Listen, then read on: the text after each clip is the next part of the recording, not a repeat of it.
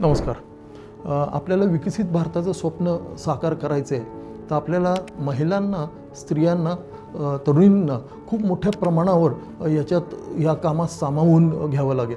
आता महिला आपण बघतो आपल्या अवतीभोवती इंजिनियर्स आहेत, डॉक्टर्स आहेत, पायलट्स आहेत, प्रोफेसर्स आहेत, कितीतरी वेगवेगळ्या प्रोफेशन्समध्ये महिला आहेत.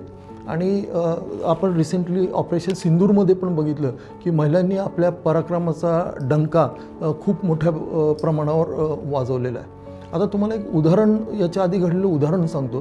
साधारण 1939-40च्या दरम्यान अमेरिकेच्या प्रेसिडेंटनं असं वाटलं की आता तेव्हा महायुद्ध सुरू होतं युरोपमध्ये, तर युरोपमधलं महायुद्ध हे केव्हाही अमेरिकेत पोचू शकतं आणि अमेरिकेची शस्त्रसज्जता, लष्करी सज्जता ही अजिबात नव्हती तेव्हा.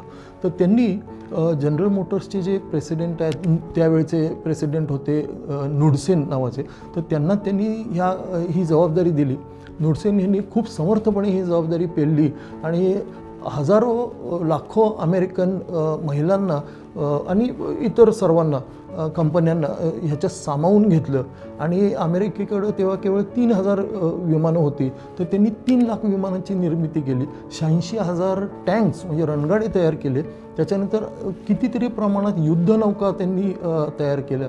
जवळजवळ 20 लाख मिलिटरी ट्रक्स तयार केले आणि जवळजवळ 41 बिलियन त्यांनी हे राऊंड्स तयार केले ॲम्युनिशनचे.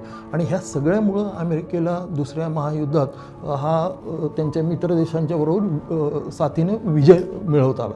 तर आपणही भारतात महिलांना वेगवेगळ्या क्षेत्रात मोठ्या प्रमाणावर संधी दिली पाहिजे आणि ह्या नारी शक्तीला सामावून घेतलं पाहिजे. जय नारी शक्ती.